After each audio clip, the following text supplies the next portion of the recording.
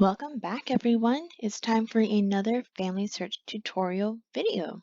Today's topic is sources.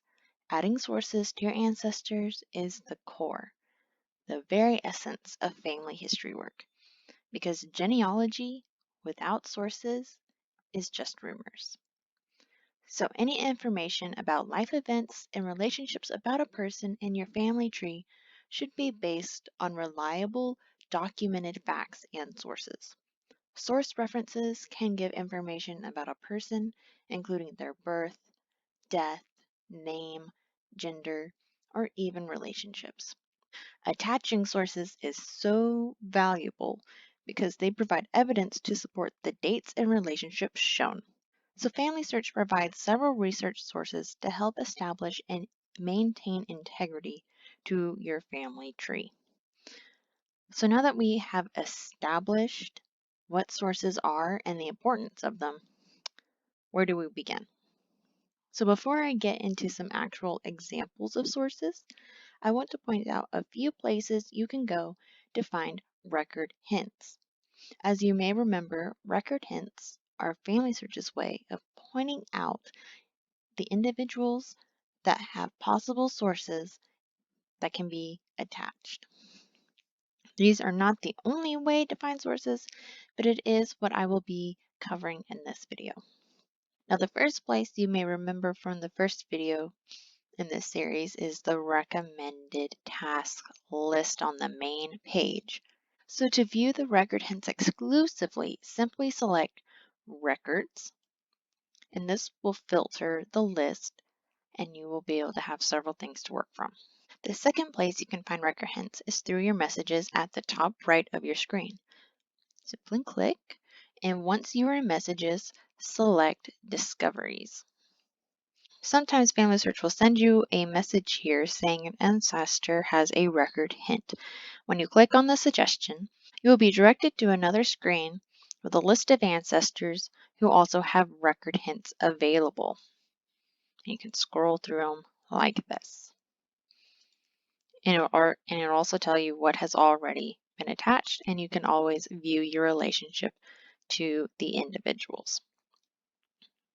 Another way to find record hints is to simply scan through your pedigree charts to find them. Also, don't forget the fan chart mode where you can filter it to show research helps.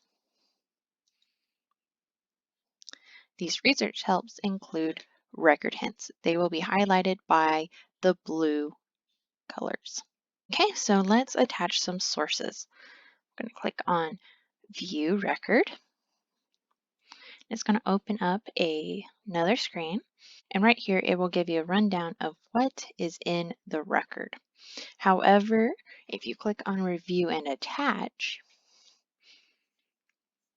you're able to compare what is on the record versus what is in your family tree a little better. So on the left side, it's what's in the record, and on the right side, it is the person or family that you are looking at. Okay, so for this record, it is a United States Census from 1930. All right, so let's see. So the record says Barry W. Carroll, and we have a Barry Watson Carroll. Looking good. He is a guy, he's a guy. So with census records, always take the dates with a grain of salt. It's usually within about a 3-year period that the actual birth date of someone is in. So just keep that in mind. So in this case, he says 1882 in Louisiana.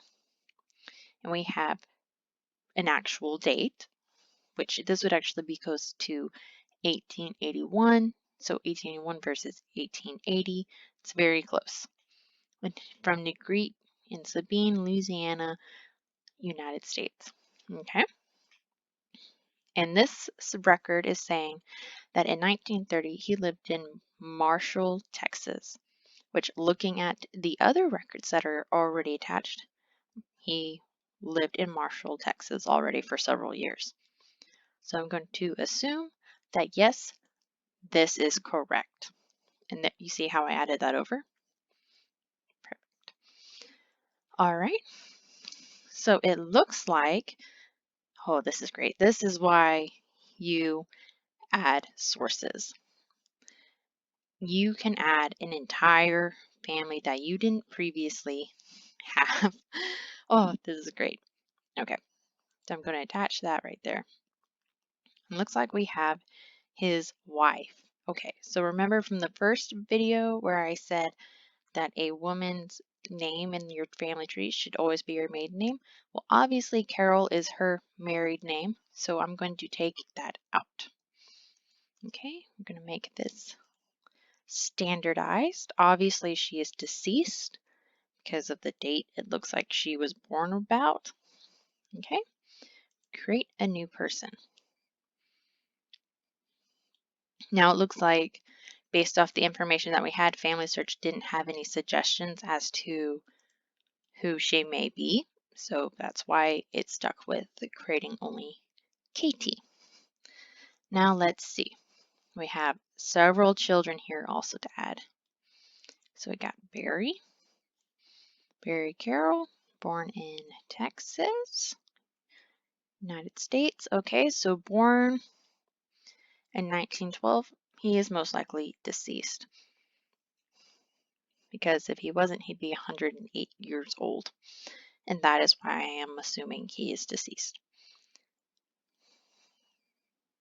And here, Family Search is saying add him or her as deceased only if you believe he or she is deceased. Please give a reason why you believe this person is deceased and then add evidence of death as soon as possible.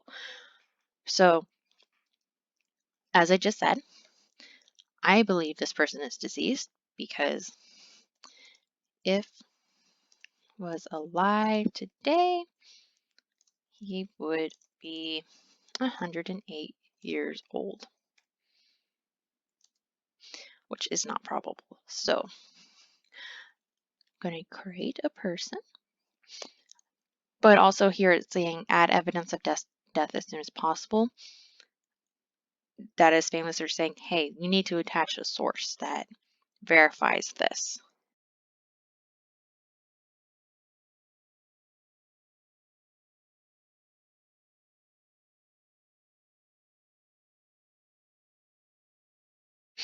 All right, so now that I have attached and added all of the people that were on this 1930 census, let's review what I did. So for all of these children that I created based off of the birth dates that this census provided, I went ahead and deducted that they are most likely deceased.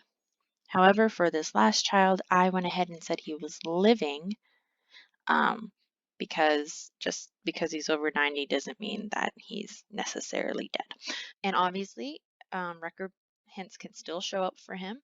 And if he is deceased, I can change it later. And that is everything that is on this source. So, because of this one census, this man, Barry Watson, now has his wife and all of his children attached to him, and their work can be done now. All right, so let's take a look at Barry some more. Over here on his page, you see research helps. You can see that he has several other sources to attach. So let's take a look at them. Let's review and attach. All right, so Barry Watson Carroll, born the 6th of December, 1882 versus the 6th of December, 1880.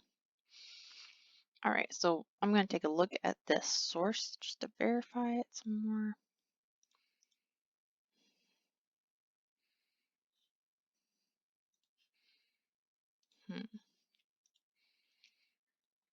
Death is October. Death date's the same. So the Find a Grave source is adding about his burial, the year as well as the place. So let's go ahead. And that's the only thing that the record's going to show, but you can't. Let's refresh the page. You can always look at the sources that I've already attached by looking at sources from the person's detailed page. So I'm going to click on Find a Grave. Find a grave.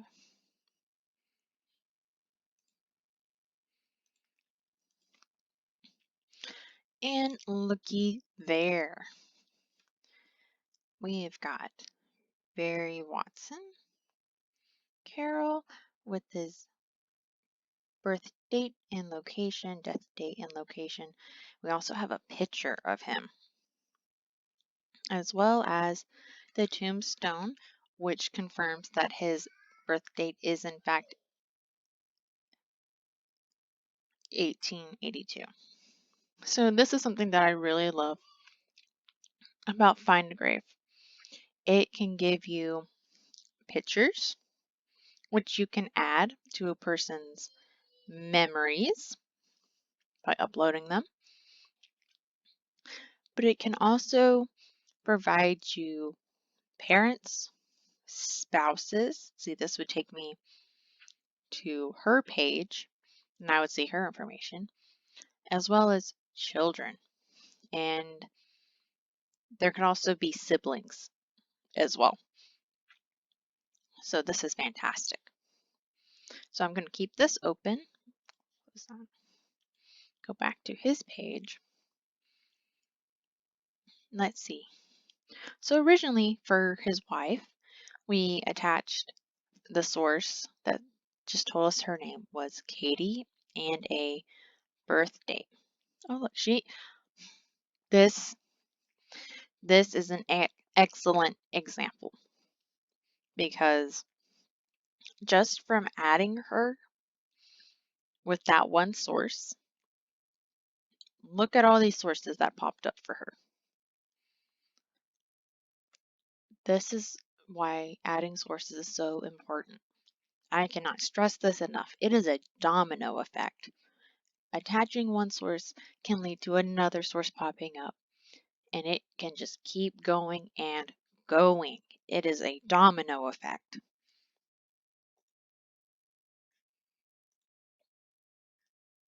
So I'm going to click on her Find a Grave to use this information. I'm going to copy and paste it actually into here.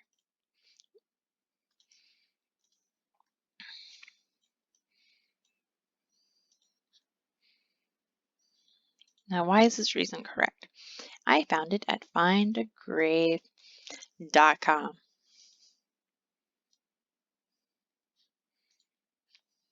Perfect.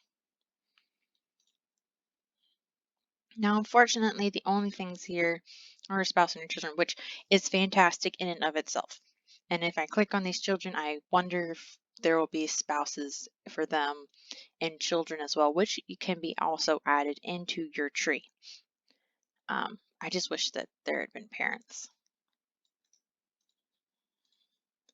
That's the only thing I wish that there had been.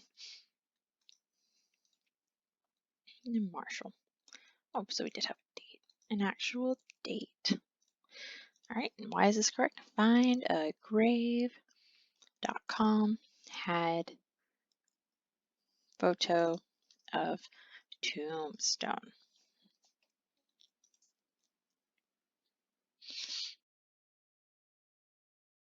I am going to also attach the sources that are popping up for her as well.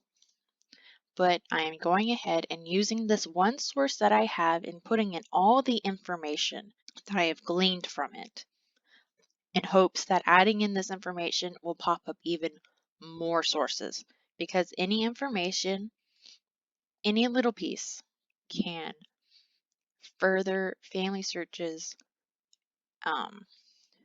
range of what they can look for. A picture of the tombstone. Oh, see, look, just by me putting that, another source popped up. This was 6, and now it says 7. It is a domino effect. Okay, and I also have where she was buried. I'm going to copy and paste, and I'm going to assume, based off of her death year, that was also the year she was buried. Grave.com. All right. And by adding this, another source popped up for her. Just by adding these two things, based off of this one source, 2 more sources popped up. And remember when we started this, she wasn't even in Family Tree. I created her based off of a source for her husband. A few minutes ago, she was just Katie with a guesstimated birth year. All right, so let's go ahead and look at some of these other sources for her.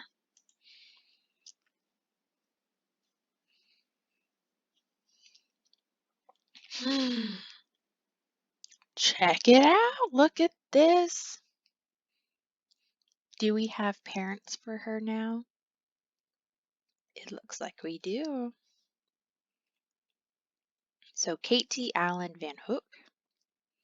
Katie Allen Van Hook, born February 7th, 1887 in Marshall, Harrison, Texas. That's what we have here. Attach. And it looks like her parents already exist in the system. So we're going to go ahead and add that. Attach. And attach.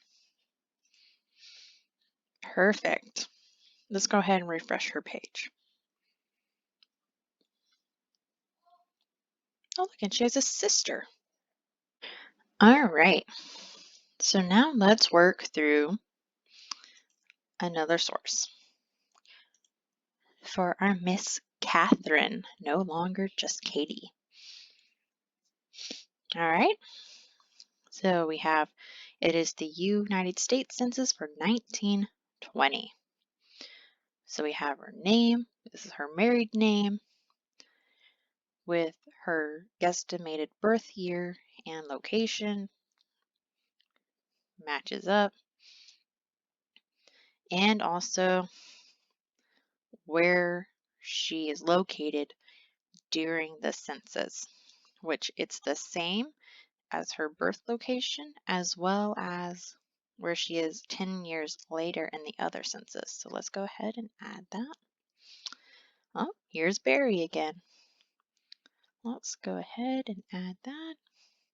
So you notice how I am clicking attach each time? If you do not attach each source, they're not attached. So me clicking this over and adding it to the person, yeah, it won't be there unless I click attach. You won't have gained any more sources. So there's Catherine, Ethel. Perfect. And now these two don't have a source because they're not born yet in 1920. Perfect.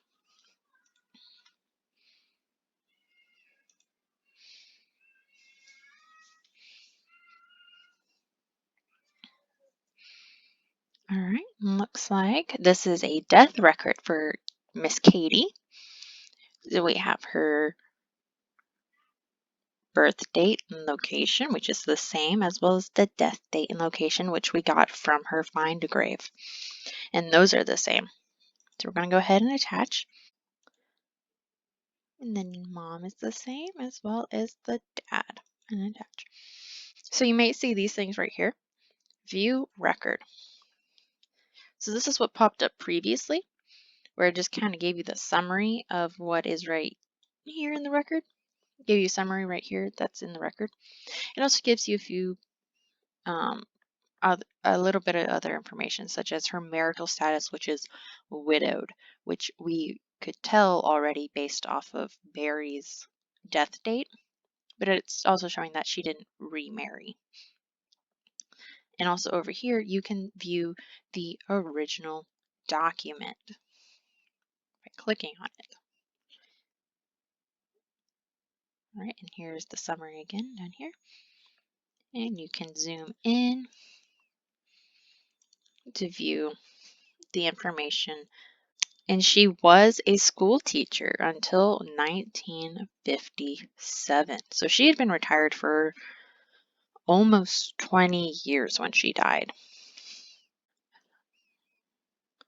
Just a bit of fun fact information about Miss Katie, which can be added to her memories page.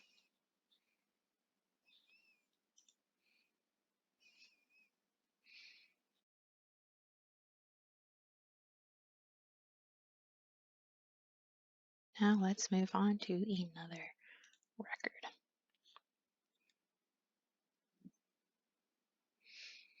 So it looks like this is a record for one of their children. And the reason Catherine and Barry are showing up is because it says that they are the parents of the child, but the majority of the information for the source is for the daughter. So Catherine Van Hook is correct. Barry Watson Carroll, correct. All right, now let's look at this information about Catherine. So it looks like her full name is Catherine Elizabeth Carroll, and we have an actual birth date and location for her. So you may notice that there's nothing moving over for this one, and that is because there's already something in the box for her. So what I will do after attaching this is I'm going to go to Catherine's detailed page in another tab. I'm going to edit the information. All right, so I went ahead and attached the rest of the sources using the similar format that we have been discussing. So now I'm going to go through her children, because as you remember, when we attached that first census to Barry and we added Katie as well as all of these children, and we saw that Katie brought up a bunch of sources as well. So we're going to go through and see if there's any sources for these children.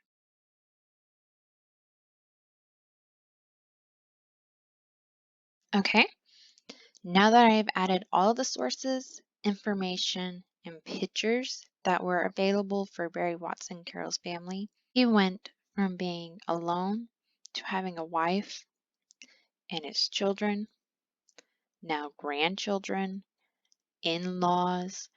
His children have in-laws. Because I took the time to add that 1930s US Census, which caused a domino effect that has affected at least 3 generations. That is why sources are the core of genealogy work. Without them, work can't be done because you only have rumors. Thank you all for joining me, and I will see you all next time.